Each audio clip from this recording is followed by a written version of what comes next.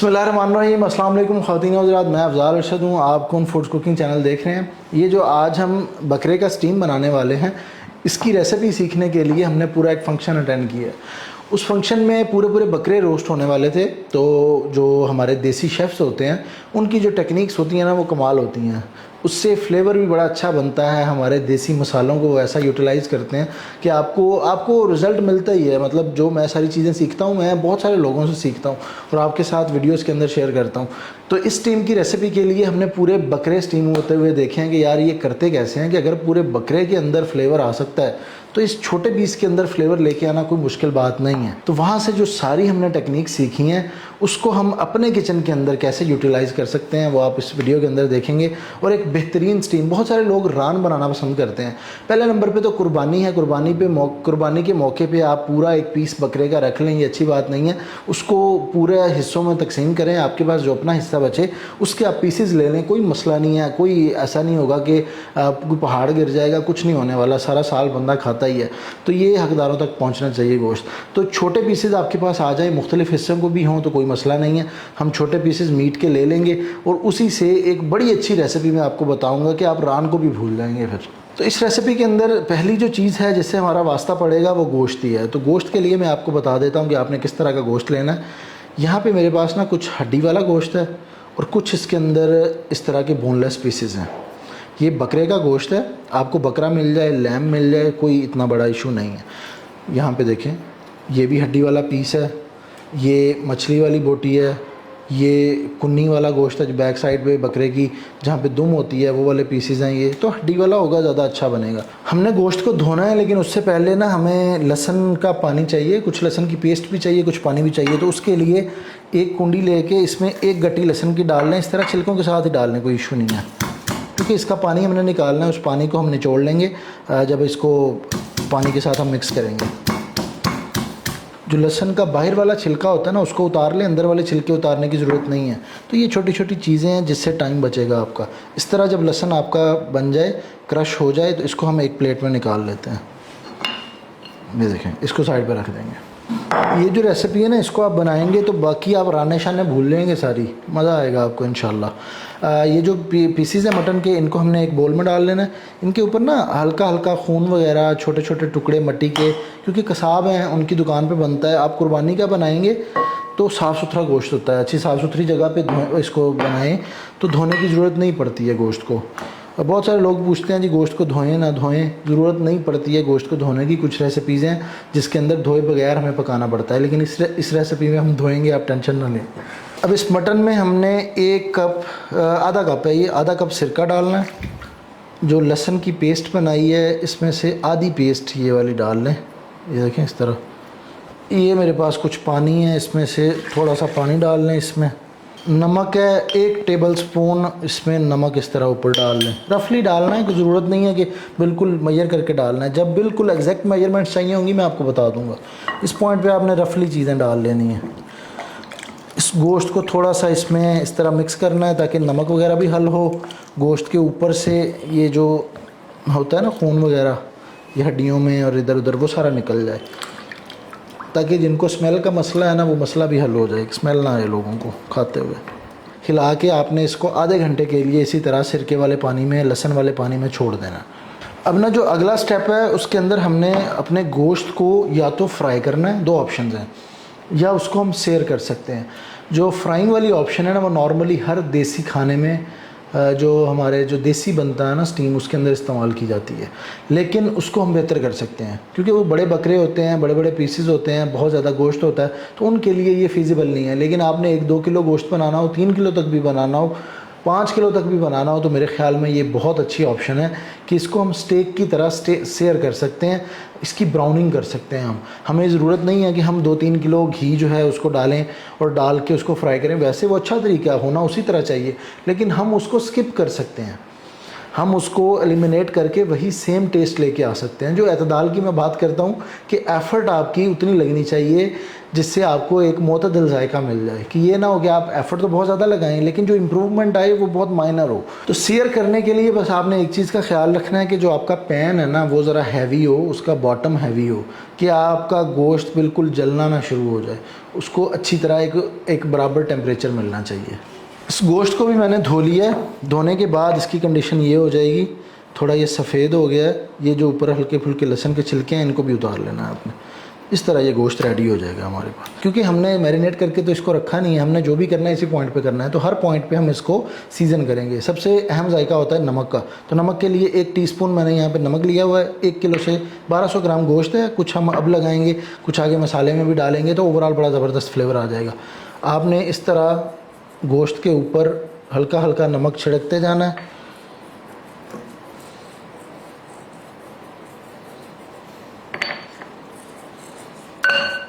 जो नमक 1 टीस्पून से बच जाए वो भी इस तरह इसके ऊपर डाल के इसको आपने बस थोड़ा सा मिक्स कर लेना है। अभी फ़िलहाल हमने इसको नमक ही लगाना है, उसके अलावा कोई चीज़ नहीं लगानी इसको। नमक से दूसरा काम ये होगा कि जब आप इसको सीयर करेंगे इसके ऊपर बड़ा अच्छा ब्राउन कलर आएगा। जितनी देर तक इस पर क्रस्ट नहीं बनेगा, अच्छा कलर नहीं आएगा, स्टीम का मज़ा बिल्कुल भी नहीं आएगा आपको। अब इस पैन को हम चूल्हे पे रखेंगे और इसको प्री हीट करेंगे। पैन के नीचे मैंने आग जलाई हुई है, इसके अंदर से देखें धुआं निकल रहा है। हमने इसको बहुत तेज़ गर्म करना है, क्योंकि अगर नहीं करेंगे तो जो गोश्त है ना वो पानी छोड़ना शुरू कर देगा। हमने क्रस्ट बनाना है उसके ऊपर। ये मेरे पास चर्बी है, ये इसी बकरे की चर्बी है। इसको हम लेंगे, ये देखें इस तरह इस चर्बी को हम डालेंगे ना, तो जैसे जैसे पैन गर्म होगा ये चर्बी मेल्ट होगी। पहले नंबर पे तो हमें फ्लेवर बड़ा कमाल का मिलेगा इस स्टेप से। दूसरे नंबर पे हमें अलग से घी डालने की ज़रूरत नहीं है कि आप कोई प्रोसेस्ड घी लें और इस रेसिपी में शामिल करें। आपको प्योर गोश्त का जायका मिलेगा, कोई घी वगैरह की ज़रूरत नहीं है इसमें। काफ़ी सारी फ़ैट रेंडर हो गई है इसमें, अच्छा धुआं भी निकल रहा है, पैन भी बड़ा ज़बरदस्त तेज़ गर्म है। तो हम ये जो गोश्त है इसमें से एक एक पीस करके यहाँ पर डालेंगे। ये आवाज़ आ रही है आपको, ये आवाज़ आनी चाहिए। तो ये बेसिकली सीरिंग की आवाज़ है। एक चीज़ आपने करनी है कि जब आपने गोश्त रखना है तो अपने से दूर की इस तरह रखना है ताकि छींटे ना पड़े ऊपर। तो मैं 2 दफ़ा करूँगा ताकि पैन को ओवर क्राउड ना करें हम। अगर पैन पूरा भर दिया तो वही मसला है कि आग कम होगी, पैन ठंडा हो जाएगा, स्टीम पैदा होगी, वो नहीं चाहिए हमें। इसी तरह अच्छा कलर आने दें इसके ऊपर। 3 से 4 मिनट के बाद देखते हैं, ये देखें इस तरह का कलर इस पर आएगा तो मज़ा आएगा, वरना नहीं आएगा। तो इसकी हम साइड चेंज कर रहे हैं, ये देखें इस तरह। ये गोश्त आपका इस तरह कलरफुल हो जाना चाहिए, ब्राउन कलर आना चाहिए इसके ऊपर। ये प्योर फ्लेवर है। अगर ये आप नहीं करेंगे तो मज़ा नहीं आएगा। फिर आप डीप फ्राई कर लें।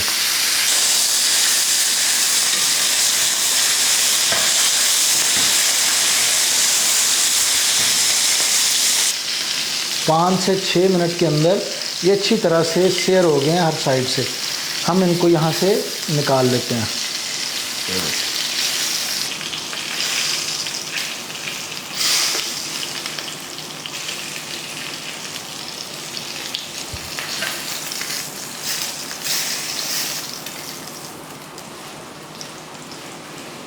अब ये पैन अच्छी तरह से गर्म है तो हम दोबारा से बाकी के पीसेस भी डाल देते हैं।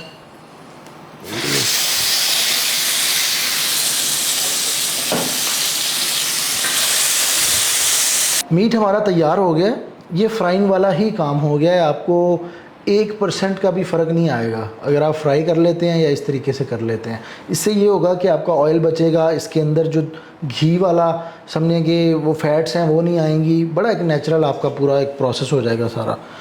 एक आपने बोल लेना है। इस बोल के अंदर हमने बनानी है स्टीम की मैरिनेशन। जो देसी रेसिपी है उसमें हम दही की मैरिनेशन बनाते हैं, वही सेम मैरिनेशन हम बनाएंगे इस रेसिपी के लिए। सबसे पहले तो हमें दही चाहिए। यहाँ पे मैंने दही लिया है जो कि काफ़ी गाढ़ा है। आपने क्रीमी दही लेना है, इस तरह का गाढ़ा दही होना चाहिए। 1 कप तकरीबन आपने दही लेना है। अगर आपका दही गाढ़ा नहीं है, पतला है, तो उसको आप मलमल के कपड़े में रखें। या आजकल बड़े गैजेट्स भी आ रहे हैं तो उसके अंदर रख लें ताकि दही का पानी निकल जाए बस, बाकी जो बचेगा फिर इस तरह क्रीमी दही होगा आपका। मसालों में सबसे पहली चीज़ है जी नमक। नमक से आपने शुरू करना है। हमने पहले 1 टीस्पून नमक गोश्त को लगाया है, टोटल 1.5 टीस्पून हमें चाहिए। जो हमने प्रोसेस किया है ना गोश्त के साथ, उससे उसके अंदर पूरा नमक रच जाएगा। तो हम इस मसाले के लिए तकरीबन आधा टीस्पून नमक इसमें शामिल करेंगे। अगर आप तेज़ खाते हैं ना तो फिर आप अपने हिसाब से बढ़ा सकते हैं। ये नॉर्मल मैं नमक आपको बताता होता हूँ जो कि नॉर्मली एक मतलब मोतदल है, बहुत ज़्यादा भी नहीं है बहुत कम भी नहीं है। दूसरे नंबर पे सबसे अहम चीज़ है ना, जो देसी किस्म का स्टीम बनाया जाता है उसमें चाट मसाले का बहुत अहम रोल है। तो चाट मसाला आपने लेना है, ख़ुद बना लें, मैंने रेसिपी शेयर की हुई है, मैं डिस्क्रिप्शन में लिंक भी दे दूँगा, या आप किसी भी ब्रांड का चाट मसाला ले लें। ये आपने 1.5 टेबल स्पून लेना है। टीस्पून और टेबल स्पून दोनों में फ़र्क है तो उसी हिसाब से बस देखते जाएं। तो ये 1.5 टेबल स्पून चाट मसाला डालें इसमें। चाट मसाला हम इसलिए डालते हैं कि इसमें बहुत सारे मसाले होते हैं, खटाई भी होती है, तो हमें अलग अलग चीज़ें डालने की ज़रूरत नहीं है, इसी से पूरा काम हमारा बन जाएगा सारा। फिर उसके बाद इसमें जो अहम चीज़ जाएगी वो भुने हुए ज़ीरे का पाउडर है। क्रश किया हुआ लेना है आपने, बिल्कुल पाउडर नहीं बनाना, क्रश्ड ज़ीरा कह लें। इसको पहले भून लें, भून के इसको आप हल्का हल्का ग्राइंड कर लें या कूट लें। वैसे कूट के डालते हैं जो शादियों वगैरह पे देसी रेसिपीज़ बनती हैं। तो इसमें हम डालेंगे 1.5 टीस्पून। ये है जी काला ज़ीरा। काला ज़ीरा आपने लेना है तकरीबन आधा 1 टीस्पून हो, इसको आपने मसल के इसमें शामिल कर देना है। काले ज़ीरे की जो खुशबू है ना वो नहायत कमाल दे खुशबू है कि आपको मज़ा आ जाएगा जब ये पकेगा। अब इसमें हमने शामिल करनी है जी लाल मिर्च। ये लाल मिर्च का पाउडर है 1 टीस्पून, क्योंकि ये मटन है इसमें बहुत ज़्यादा स्पाइसी हमें नहीं चाहिए। आधा टीस्पून इसमें हल्दी है बड़े प्यारे से कलर के लिए। 1 टीस्पून इसमें चाइना सॉल्ट है, अजीनोमोटो, ये इसमें डालना। मसालों में आखिरी मसाला जाएगा जी गरम मसाला। ये 1/4 टीस्पून गरम मसाला है। ये भी बिल्कुल हल्का फ्लेवर इसका हमें चाहिए। बहुत तेज़ गरम मसाले से जो है ना वो पूरी प्रोफाइल चेंज हो जाती है इसकी। 2 से 3 टेबल स्पून लीमू का रस है, ये आप शामिल करें। और ये वो आधा लहसुन है जो हमने बचा के रखा था, इसमें मैंने थोड़ा सा पानी डाल लिया है। हम इसको क्या करेंगे, छान के इस रेसिपी के अंदर, इस मैरिनेशन के अंदर शामिल कर लेंगे। ये मेरे पास एक छन्नी है, इस छन्नी के ऊपर मैं इसको डाल देता हूँ। ये वो चीज़ें हैं जो कि नॉर्मली, वैसे तो अगर आप कोई भी रेसिपी देखें तो इसके अंदर पूरे का पूरा समझे लहसुन की अदरक की पेस्ट डाल दी जाती है, वो नहीं हमने डालनी। ये वो चीज़ें हैं जो कि हम जो देसी शेफ़्स हैं वहाँ से मैंने सीखी हैं कि इसको जब आप लहसुन का पानी लगाते हैं ना, फिर लहसुन का फ्लेवर तो खुशबू तो आती है, लेकिन वो एक ओवर पावरिंग जो जायका होता है वो नहीं आता। ये जो गूदा है इसको बचा के आपने रखना है, ज़ाया नहीं करना। अब ये जो मसाले हमने डाल लिए हैं इनको मिक्स करना है हमने। अब हमारे पास ये मैरिनेशन बन जाएगी दही की। ये देखें, इसको टेस्ट भी करके आप देख सकते हैं। ओए होए होए यार, बहुत आला, बड़ा मज़ेदार जायका आ रहा है इसका। आप स्टेप बाय स्टेप टेस्ट करेंगे ना तो आपको आइडिया होगा कि हम बनाने क्या चीज़ वाले हैं। इसको मैरिनेशन को आप चखिएगा ज़रूर एक दफ़ा। अब ये जो गोश्त है हमारा, इसको हम डाल देते हैं इस मैरिनेशन में इस तरह।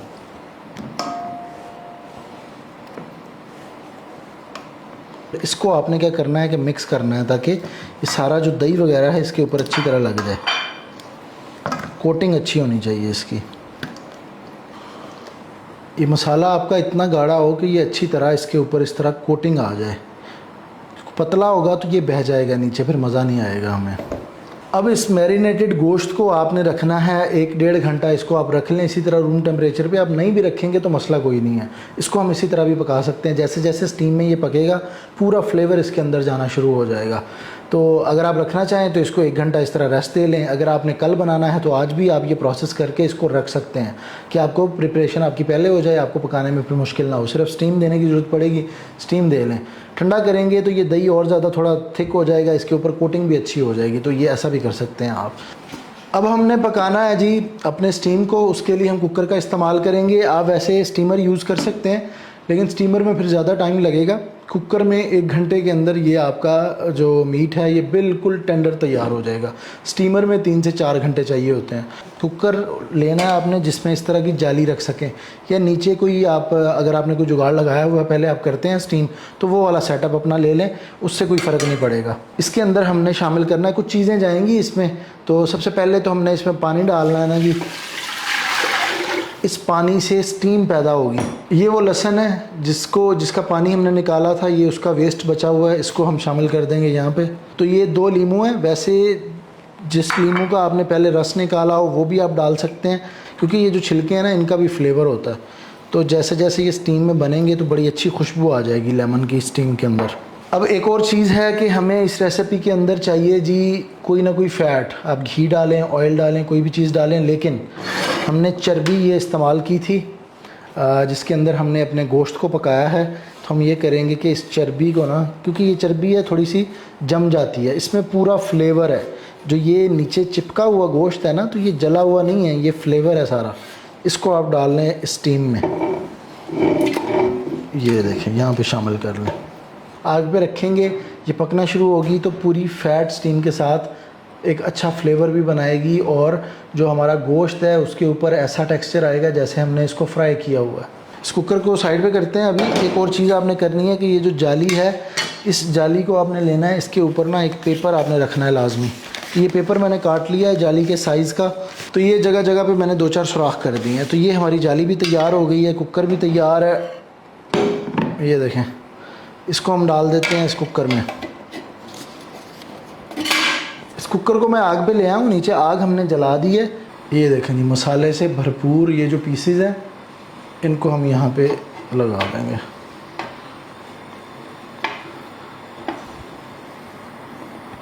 अब ये जो मैरिनेशन वाला दही बचा हुआ है, इसको आपने ये करना है कि इन पीसेस के ऊपर डालना है यहाँ पे, इस तरह। इसके नीचे मैंने आग जलाई है, आग को तेज़ रखें अभी फ़िलहाल। उससे ये होगा कि इसके अंदर स्टीम पैदा होना शुरू हो जाएगी, मतलब पानी में उबाल आ जाएगा। यहाँ पे आपको नज़र आ रहा होगा कि स्टीम निकलना शुरू हो गई है, पानी में उबाल आना शुरू हो गया है। अब हम ये करेंगे, इस कुकर का ढक्कन लगा देंगे। ढक्कन लगा के हमने वेट करना है कि ये सीटी चलना शुरू हो जाए, इसका वेट अंदर ये प्रेशर कुकर पूरा स्टीम से भर जाए। तो अब इसकी सीटी जलना शुरू हो गई है, देख रहे हैं स्टीम निकल रही है, कुकर भर गया पूरा स्टीम से। अब हम ये करेंगे कि आग थोड़ी सी हल्की करेंगे, मीडियम तक ले जाएंगे तकरीबन, और मीडियम पे इसको 10 मिनट पकने देंगे। 10 मिनट के बाद आग बिल्कुल हल्की कर देंगे दम वाली, और फिर 50 मिनट पकने देंगे। टोटल 1 घंटा, 1 घंटे में आपका ज़बरदस्त स्टीम तैयार हो जाएगा। 50 से 55 मिनट इसको हो गए हैं हल्की आंच पे पकते हुए। तो जी स्टीम निकल गई है कुकर की। अब इसको खोलते हैं और देखते हैं कि क्या बना है। ओए होए होए। तो जी इसको देखते हैं कि क्या सूरत हाल है जी गोश्त की हमारी। ओए होए, देखें बिल्कुल बोटी तो होगी लहदा, बहुत सॉफ्ट है। ये देखें टूट रहा है इसी तरह। ये देखें हड्डियाँ भी अलग होती जा रही हैं। अब जी यहाँ से निकालते हैं इसको। ये मेरे पास नान है, इसके ऊपर इसकी सर्विंग करनी है हमने। तो ये स्टीम निकाल के ना इधर रखते हैं। ये देखें मछली, ये बहुत नरम जो पीस हमने पकाया अभी, ये ओए होए होए बड़ी जल्दी जल्दी टूट रहा है। तो बड़े आराम से इसको यहाँ पे ना ऐसे रखेंगे।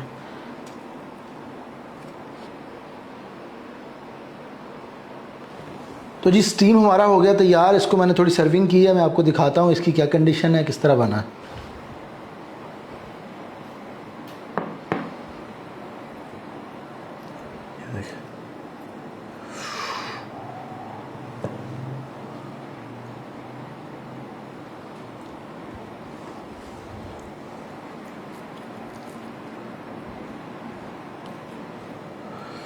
गोश्त की आप कंडीशन देखें, ओए होए होए, हाथ लगाने की भी ज़रूरत नहीं है।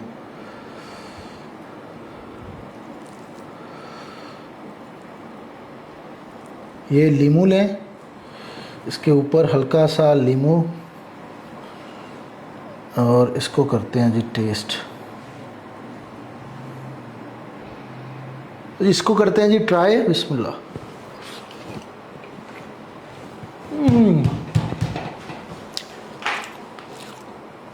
यार इसका जो टेस्ट है ना, क्योंकि मैं तो इसको बनाता रहता हूँ, मेरी जो एक्सपेक्टेशंस थी ना उससे भी बेहतरीन ये।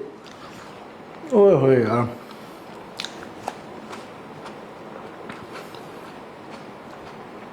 ये देखिए किस तरह गिर रहा है गोश्त।